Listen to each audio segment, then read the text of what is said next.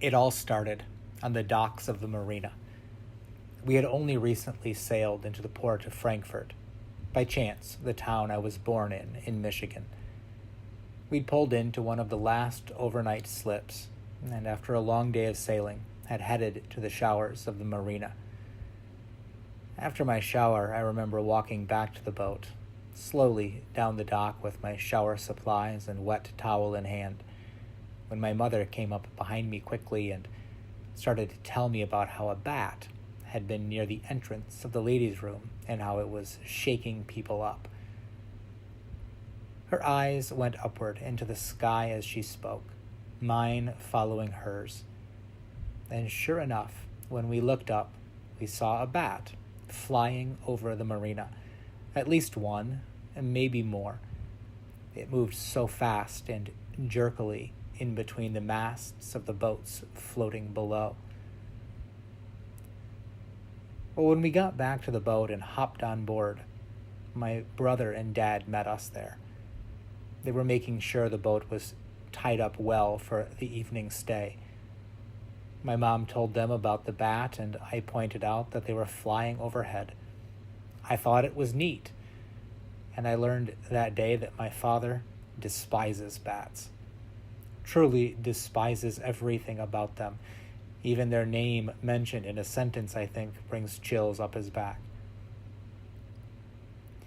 We didn't sit out on the back of the boat that night like we usually did. We spent the night playing cards in the cabin. I had a growing suspicion that my dad was a little more afraid of those bats than I'd expected. My brother and I thought it was hilarious, as we imagined it. We'd never witnessed anything that could ever be considered a weakness by us boys and my father before. Well, that next morning, we headed out early. The spider webs on the docks were still wet with dew as my brother and I untied the boat from the cleats and jumped on board barefoot, still without breakfast in our bellies. We motored out into Lake Michigan with hopes that the wind would pick up and we'd be able to raise the sails as we headed for our location south, about an 8-hour or more trip. But no luck. The big lake was flat. The wind was nothing. We motored along with the diesel engine pumping below our seats as we broke open a Nutri-Grain bar or two, my favorite breakfast when we were on the boat. It wasn't that long, though, a couple of hours, and enough of a breeze picked up that we were able to raise the sails. My father, who almost always was at the helm, as I'd almost capsized the boat before when I wanted to steer, turned the boat into the wind. My brother and I jumped on deck and got ready to raise the mainsail. We'd done it 1,000 times before and had gotten quite proficient with it. It became a race to see how fast we could work together to get fully under sail, our bodies bouncing up and down with the movement of the boat on the water. I remember that Adam, my brother, stood in front of the mast and got ready to guide the sail into place as it raised.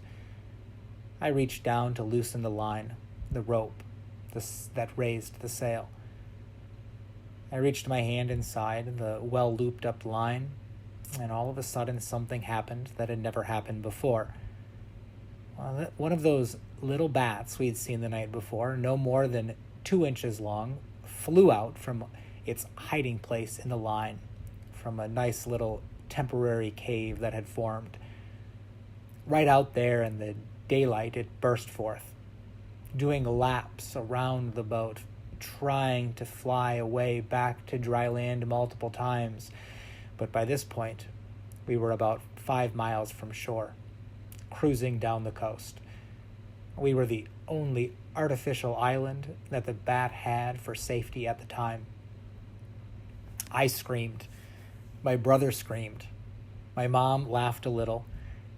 And when we looked at my father to see his silent reaction, I saw him with fear on his face for the first time in my life. He'd actually stepped over the back railing of the boat, getting ready if the bat flew at him to jump overboard. If it was going to be him or the bat to have the boat, let the bat have it, he thought. Better to be left in the cold waters of Lake Michigan than to get attacked by a bat. It got serious at that point. The bat still flying around the boat, my father said that we were going to forego raising the sails and just motor. My brother and my new job was to keep the bat away from my father at any cost as he steered with wide eyes. Our weapons were the blue seat cushions that we always sat on. We were instructed to use them like tennis rackets if that bat came close to my father. And the bat did a few times out of fear of not knowing where he was. Shanghaied out at sea, out in the daylight with nowhere safe to land. My mom pointed out she didn't know who was more afraid, the bat or my father. Eventually, in what was like 5 minutes to me, but more like 5 hours to my father, the bat returned to its previous hiding place near the base of the mast, crawling into a cave in the line. The rest of the trip, we were all on high alert, though, all of us. The tension was high. And a few hours later, when we pulled into port in the next little town called Pentwater, the bat flew away into a new neighborhood, and my father jumped off the boat onto dry land, ready to kiss the ground. I don't know who is happier that they parted ways, the bat or my father. I'm betting my father. Do you ever feel like the worst thing in the world has just popped up out of nowhere? Like that bat for my father, or the storm for the disciples in the gospel today. Maybe you have your own boat story or not, but I'd bet that there have been at least a few times in your life that there is what seems like no solution available except for divine intervention. It's like the world has gone so chaotic out of the blue that you're getting ready to jump off the back of the boat if need be. This world can be a very scary place, and sometimes it's justified. There are many things on the face of this earth that we try and avoid at all costs, the things that fill us with fear deep down to our core, like bats do for my father. And sure, others might not fully understand, but that doesn't mean that what you are experiencing is not real. You find yourself in one of those situations, and you even start to wonder if the people around you care. You might even get to the point that you wonder even if God cares. That's where the disciples in the gospel today find themselves. They too were on a boat when a storm arose. It was something that brought a deep fear into their lives. And even though Jesus was with them, right there with them the whole time, they began to wonder if he really cared about them. The Gospel of Mark telling us that Jesus was in the stern, asleep on the cushion. Do you think that they were blue back then too? And the disciples woke him up in their fear of the storm, asking him, "Teacher, do you not care that we are perishing?" But what did Jesus do when they turned to him for help? How did the divine respond when they turned to him? Jesus woke up and rebuked the wind and said to the sea, "Peace, be still." And in an instant, even the wind and waves obeyed him.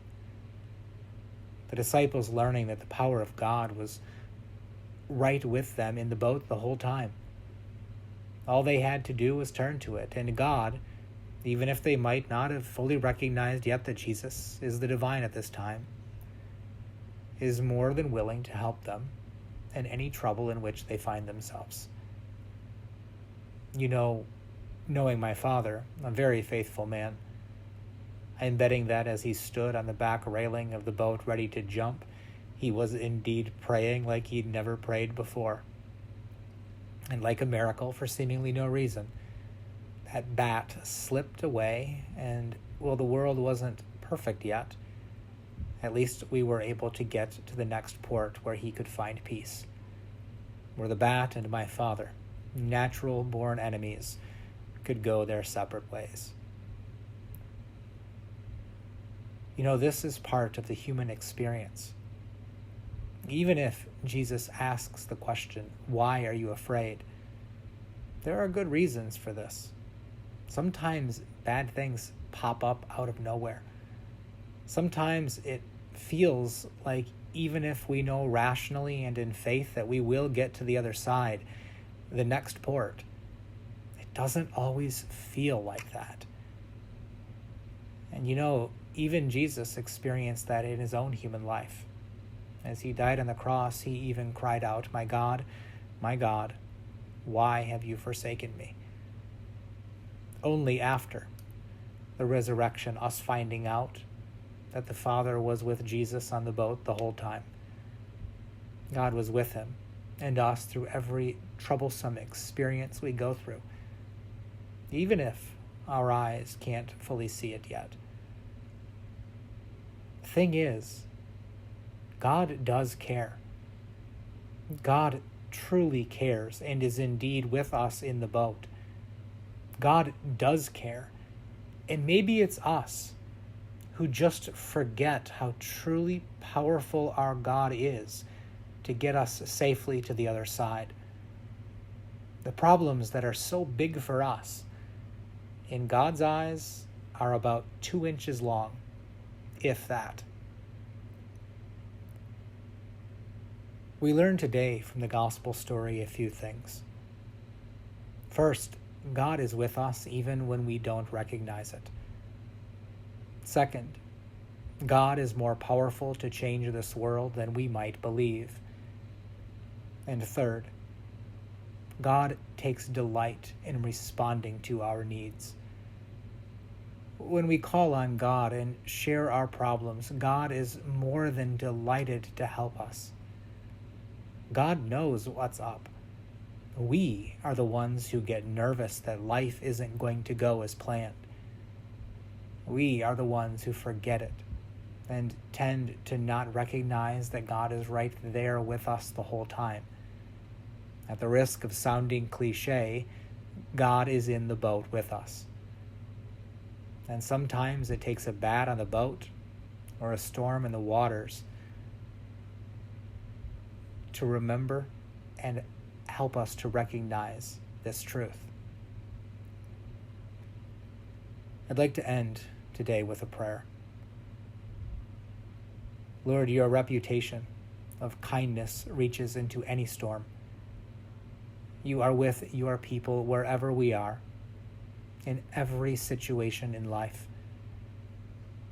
Be with those who venture into the difficult places and situations, and help us to remember to call on you in any trouble we find ourselves in.